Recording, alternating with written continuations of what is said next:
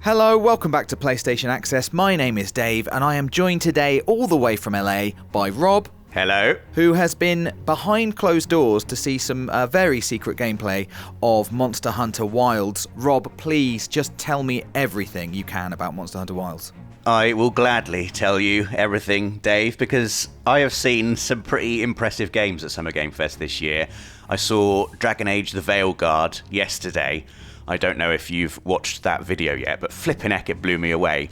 And I went into this presentation of Monster Hunter Wilds thinking, Capcom, you're going to have to do some to challenge Dragon Age The Veilguard.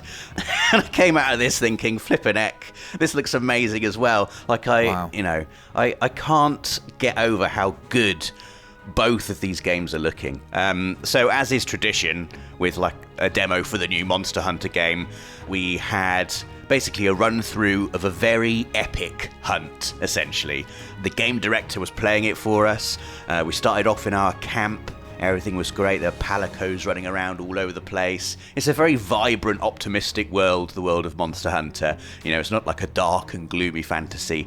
And so we set out from our camp on a quest to hunt this monster. The world was looking very beautiful. We were getting on our mount and sort of like diving through this cave system. And immediately the verticality of it really struck me. Like it's not just a vast world that spreads out before you. It's sort of like goes up above you and dives down underneath you as well. This cave system was very sort of elaborate and intricate. So we sort of leapt down this cave system and came out into a desert area where like various creatures and monsters were just, grazing, going about their business basically, minding their own business. One of them, however, its business was to be attacked by us, so we crept up behind this thing. It was just there grazing with its friends, got out a massive sword and smacked it right on the leg, and therefore began, I think, 15 consecutive minutes of very epic battling. And wow. The thing I always love about the Monster Hunter games is that the battle arena for these boss fights, essentially they are boss fights, is the open world. They're not like cordoned off into a little circular boss area.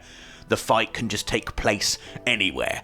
And we led this monster on a very merry dance. So like the first thing the game director did was essentially just run away and lure this monster into the lair of another monster, which seems to be a tactic that is commonly used in Monster Hunter.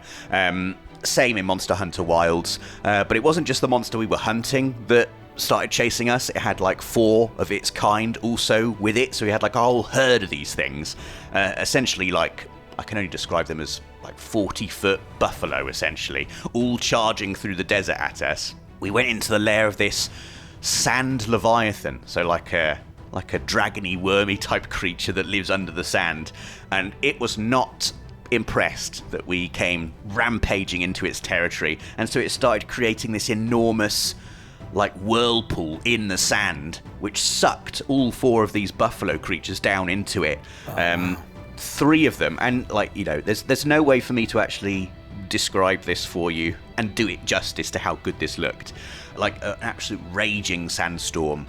The 3 smaller monsters were sucked to their doom, unfortunately, but the big one, the one we were hunting, was strong enough to sort of like clamber its way out, and the animation as it was sort of like really desperately clambering up the side of this like sand whirlpool was just amazing.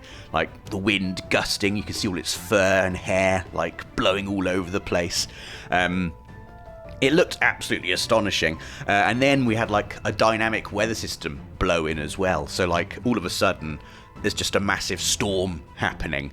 And it wasn't just a storm that was happening in the sky. We're talking lightning bolts actually striking the ground all around us. Cool. One of them actually hit the monster we were fighting. So you can use weather to your advantage as well, which is cool. So if you see a storm in the distance, you're like, okay, I could use this to my advantage. You can try and lure the monster you're hunting over to the storm. Anyway, there's all kinds of stuff going on. We're like jumping on the monster's back, hacking it to bits. Our sort of party members are there also trying to hack it to bits. One thing I forgot to mention is before we even started the fight, we did a little bit of cooking. and I think the food was quite like has been quite a big thing in Monster Hunter before. But I wanted to just draw attention to the incredibly realistic looking meat, because Capcom is on a roll with this at the moment. We had the most realistic looking meat ever in Dragon's Dogma 2, which turned out to be actual live action footage of meat. This is definitely not live action, this is video game meat, but my god, it looks really good. We've got like a little camping stove out, 2 little slices of steak placed on top of it, 2 little bits of cheese put on top of the steak as well, and then the lid gets put on there and it gets cooked and it comes out looking beautiful. And we even get treated to a little animation of our character eating the meat, and it's so detailed that you can see like strings of melted cheese sort of like dangling out of your mouth. I just wanted to mention that because it's kind of the thing. It's kind of that, you know, unnecessarily detailed thing that I really enjoy. Anyway, so eating that food gave us loads of buffs for this fight. Anyway, fast forward now back to this storm that we're in the middle of. It was just amazing. Like, we were probably 10 minutes into the fight at this point.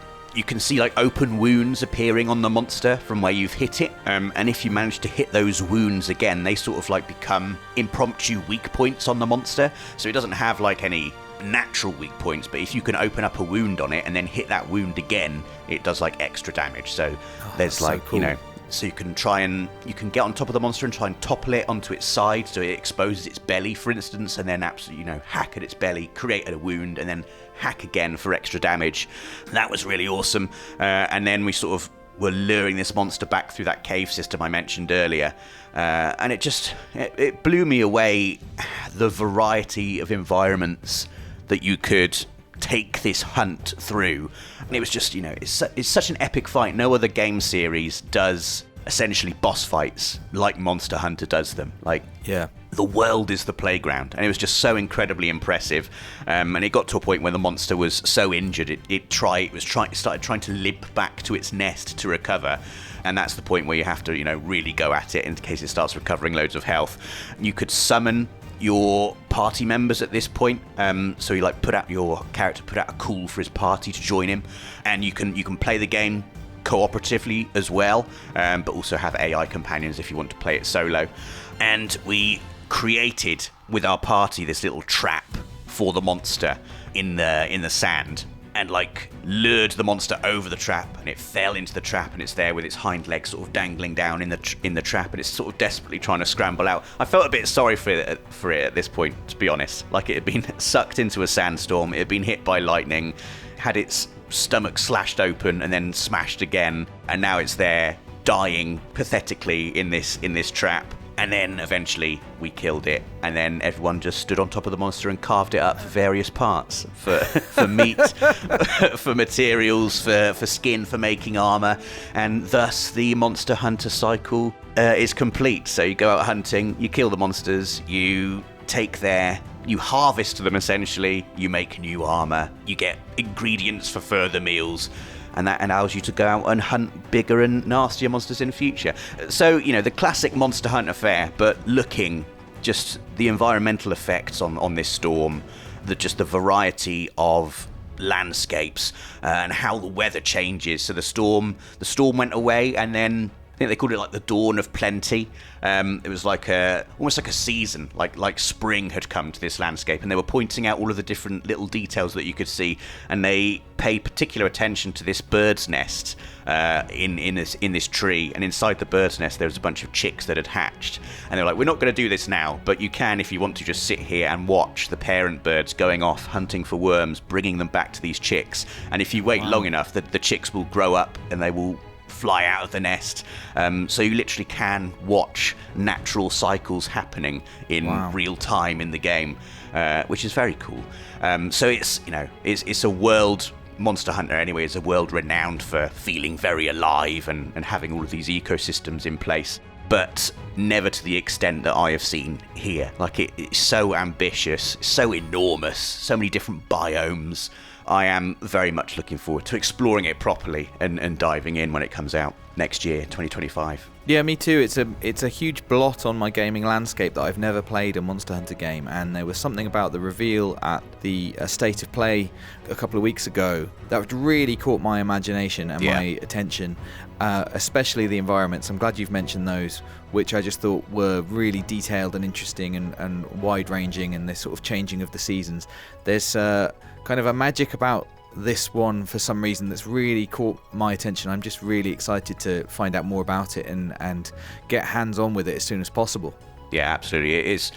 This and Dragon Age the Veilguard have both gone right to the top of my most anticipated games now. Both just look absolutely incredible, and just the variety in this and the scale of the environments that you can fight these monsters in is so impressive. Well, thanks so much, Rob, for being out there, our man on the ground in LA, doing the hard graft, playing these amazing games that we're all very excited to get our hands on with in the future. You're very welcome. Someone's got to do it. And thank you so much for everybody who's watched this video. Please do let us know in the comments below what you want to know about Monster Hunter Wilds. If you have played a lot more of the game than we have, what should we be on the lookout for and asking Capcom about? Let us know, because I'd love to get much deeper into this game.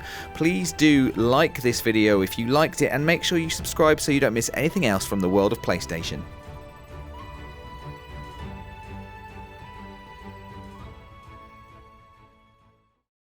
PlayStation